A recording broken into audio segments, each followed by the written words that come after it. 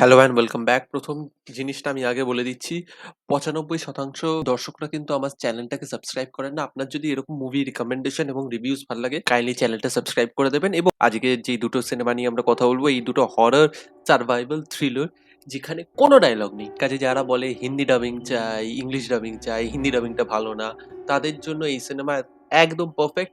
Dialogue নেই, একটাও dialogue নেই। এই হরর থ্রিলার সিনেমাগুলোয় একটাও ডায়লগ নেই। প্রথম সিনেমাটা হচ্ছে no one will save you. এটা স্ট্রিম হচ্ছে ডিজনি প্লাসে, আপনারা দেখতে পারেন। কোনো ডায়লগ নেই, আগেই বলে দিলাম। তো এখানে দেখা যাচ্ছে একটা মেয়ে, সে আমেরিকার একটা টাউনে থাকে। টাউনের লোকেরা ওর সাথে বেশি মেলামেশা করে না, ওকে বেশি পাত্তা দেয় না, ওকে এক ঘরে করে রেখেছে। কেন, কি কারণ, সেটা আপনারা সিনেমাটা দেখলে জানতে পারবেন। তো একদিন সে দেখতে পাচ্ছে হঠাৎ করে তার বাড়ির ওখানে একটা এলিয়েন এসেছে। তো এলিয়েনটা তার উপর অ্যাটাক করছে এবং তার কাছে টেলিকাইনেসিসের পাওয়ার রয়েছে, মানে সে জিনিসপত্র না ছুঁয়ে নুড়িয়ে দিতে পারে, ম্যাগনেটোর মতন। তো সে তার থেকে বাঁচার চেষ্টা করছে এবং বেঁচেও যায়, এলিয়েনটাকে মেরেও দেয়। কিন্তু তারপর সে দেখতে পাচ্ছে পাশের বাড়িতেও এলিয়েন অ্যাটাক করেছে।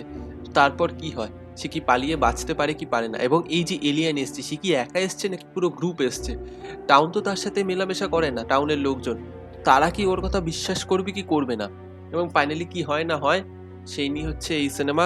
বেশি বড় না, ৯৩ মিনিটের এই সিনেমা। যথেষ্ট টান টান, এক্সাইটিং।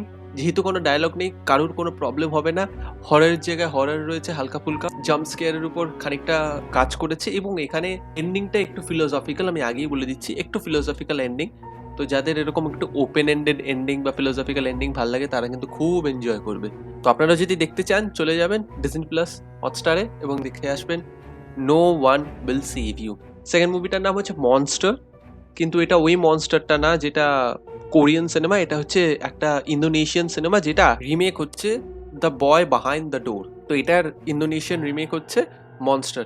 তো এখানে দেখাচ্ছে একটা বাচ্চা ছেলে এবং একটা মেয়ে একটা জায়গায় ওরা যাচ্ছিল। তো মাঝ রাস্তায় ওরা কিডন্যাপ হয়ে যায়। তো যখন কিডন্যাপ হয়ে যায়, তো যেই ওরা কিডন্যাপ হয়ে যায়, ওরা একটা কেবিনের ওখানে ওদেরকে নিয়ে যাওয়া হয়। এবং মেয়েটা পালিয়ে যেতে সক্ষম হয়, বাচ্চা মেয়েটা পালিয়ে যেতে সক্ষম হয়। কিন্তু বাচ্চা ছেলেটার কাতরানি এবং কান্না শুনে ও ফেরত আসে তাকে বাঁচানোর জন্য। এবার যেই না ও ফেরত এলো, ওই কেবিনটার ভিতরে ও আবার ঢুকলো, তারপর শুরু হয়ে গেল আপনার সার্ভাইভাল থ্রিলার। এবং সেখানে স্কেয়ার বলুন, সাইকোলজিক্যাল টেনশন, জাম্প স্কেয়ার, রিস এগেইনস্ট টাইম, সবকিছু আপনি পাবেন। এবং একটা বাচ্চার পার্সপেক্টিভ দিয়ে এই জিনিসটা যে দেখাচ্ছে, এবং সে বিভিন্ন ঘরে যাচ্ছে, বিভিন্ন জিনিস দেখতে পাচ্ছে, এটা প্রচন্ড গরিব, প্রচন্ড ব্রুটাল, প্রচন্ড গ্রুটেস্ক। আপনারা যদি এরকম ব্লাড গোর সিনেমা আপনারা যদি ডাইজেস্ট করতে পারেন, আমি রেকমেন্ড করবো আপনারা যান। আবার কোনো, বলে দিলাম, কোনো ডায়লগ নেই। নেটফ্লিক্সে স্ট্রিম হচ্ছে। এটাও ওই ধরুন ৯০ মিনিটের মতন রান টাইম। কিছু জায়গায় এই সিনেমাটা আপনার একটু স্লো বলে মনে হতে পারে, কিন্তু এনজয় আপনারা ফুললি করবেন। আমি ইংলিশ সিনেমাটা দেখিনি, the boy behind the door. এই সিনেমাটা আমার বেশ ভালো লেগেছে। তো এই দুটো সিনেমা আপনারা নির্দ্বিধায় যে কোনো সময় দেখে নিন। ছোট সিনেমা, ক্রিস্প রান টাইম,